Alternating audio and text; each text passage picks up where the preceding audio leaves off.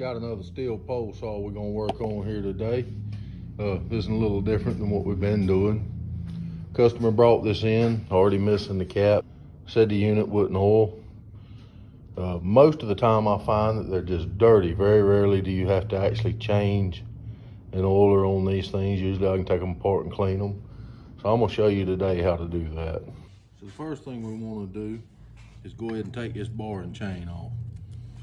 And that way it's not in our way.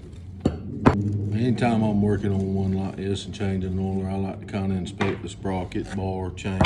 That way if it needs it, we can go ahead and swap that out.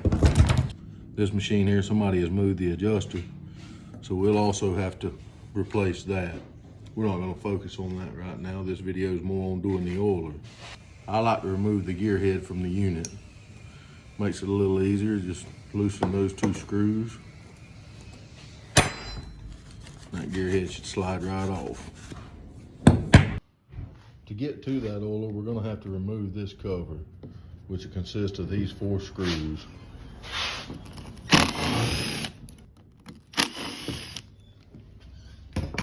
Once you remove them screws, the cover should lift off. At this point, pay special attention to that seal. I haven't had to replace one yet, but you'd hate to go through this work, put it back together, and that's not there. Now you can see this is a screen for the oiler. You can see it is packed full of trash, and there's trash in here. Looks like there's water in here. So first thing we want to do is go ahead and pull that screen off. You can see all that trash in it. Next, this is the grommet that carries that to that. What I like to do is just take this is rubber, so you don't want to puncture a hole. I just take a small flat screwdriver and push it out to the side. And then you can reach in there and pop that out. Now this right here is your oiler. It is driven and pressed down in there. It may be hard to see. See that hole down in there is threaded. Now I have a different tool that I use. It's the same basic principle. But what you can do is remove one of these screws to do what I'm about to show you if you're just at home doing it. Now here in the shop, I do a few of these, so I've actually rigged me up something to make it a little easier and get me started. I have matched that thread with a couple flat washers and a nut. And I can use these like a puller to a certain extent that gets me started. So what you want to do is take your screw and hope that nobody's went ahead of you and boogered it up. You want to thread it in there, and somebody has messed with this one.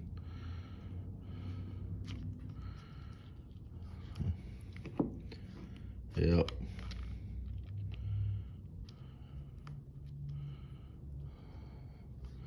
So we may not be able to save this oiler, but you'll still have the logistics on how to get it out. And we're gonna try to save it anyway. When you put that screw in there, you don't want to over tighten it, you just want to snug it. And then I'll take my wrench with my nut that I have doubled up, and I'll just start tightening it. And as you tighten that nut, that oiler will start pulling out. And you can do this with just a regular bolt.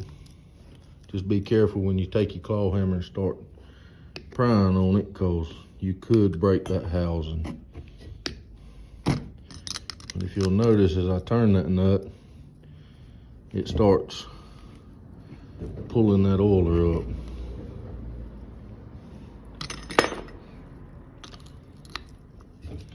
And you'll notice on most of them when you get to the top that it'll start going a lot easier.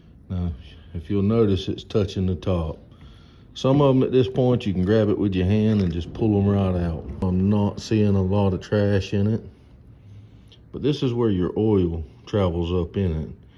So you want to be sure that that's clean. Usually when I pull these out, that's packed full of debris. So you want to clean that. You want to make sure there's no trash down in that reservoir. And we want to clean all of this and we want to clean this tank. All right, we've cleaned all our parts. Now this is our oiler. There's three things you want to really check on this oiler. This is what actually turns off of the pinion to drive the oiler and make it work. You want to make sure that turns freely with no catches. This hole, you want to be sure is open, that there's no trash in that hole. Turn it around a few times while you're looking. Also this hole and this groove. Now, when you go to put this back together, you can't see it on here, but in here, in the very bottom, is a diagram that shows you which way that channel faces. That has got to be like it shows you. Actually, all of these Stihls, that little groove faces to the rear of the unit. Once you get it in, you're gonna wanna take a hammer and don't just start framming it, just tap on it. But now, while you're tapping on it, gently move that sprocket back and forth so that as it goes down, them gears on the end of that oiler will line up with that pinion. I have seen them broke before where people didn't do that and they just kept driving it.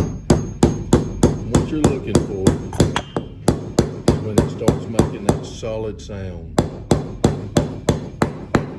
Right there, that's when you know that you're home. So, now, we're gonna try to get our screw out of it without it turning. Somebody has already messed with this and messed up the threads. So, oh yeah, we're very successful. So now we have put that back in. This is our rubber carrier. You want to make sure you put it in right. This pokes up through the hole in the top. And this rests in a little notch that's in the bottom. So what I like to do, I like to start it over the oil pump first at an angle and then just push it down. And it's a little stiff. I mean, you may have to push, and I'll sometimes use a screwdriver. Just be careful that you don't tear it or put a hole in it. If you do, then you're gonna have to have that piece before we can go any further. Some of them go back in easier than others. And probably a better tool if you're inexperienced with this would be a punch instead of a flathead screwdriver. You wouldn't have to worry as much about tearing it.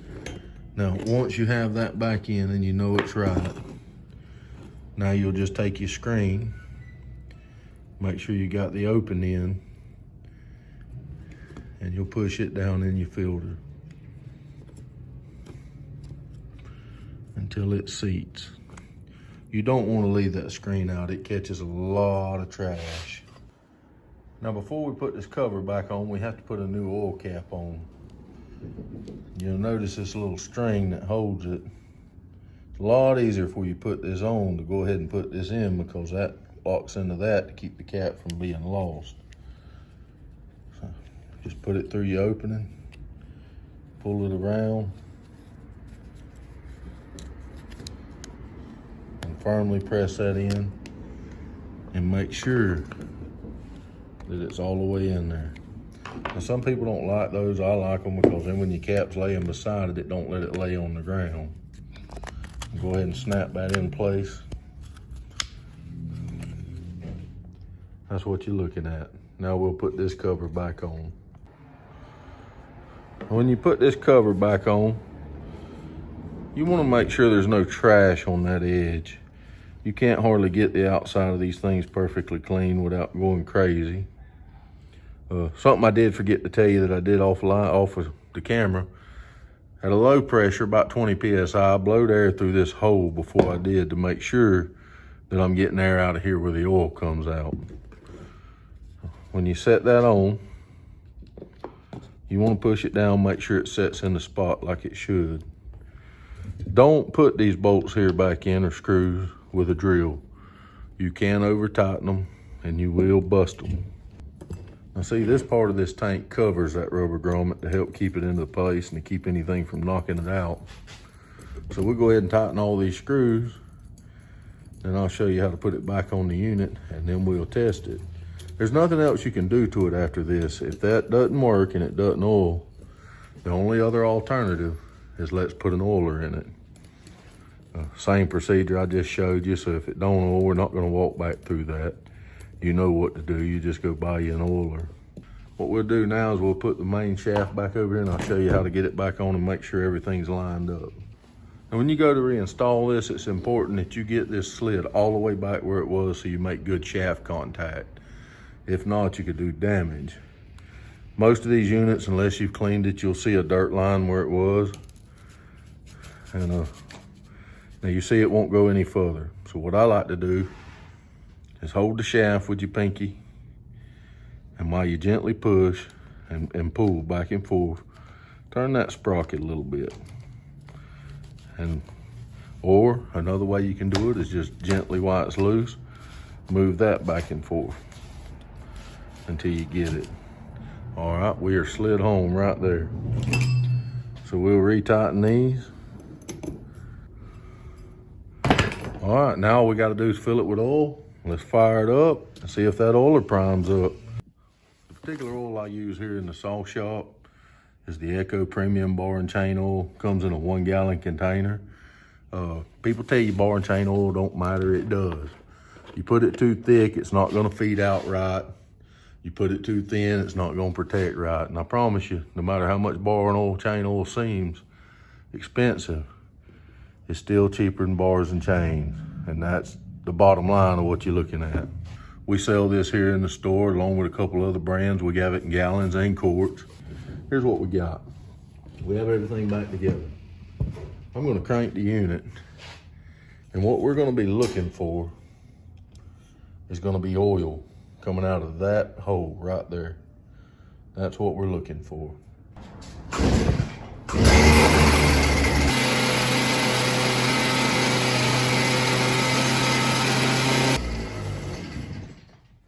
So we are getting oil. Don't just wait to see one little puff of oil. Let it run a few minutes and make sure it's gonna put out a good steady stream of oil. Anyhow, that should make it a little easier on you to change your oiler on your pole saw, or to clean your oiler, changing it, same principle, you just installing a new one. Appreciate y'all joining.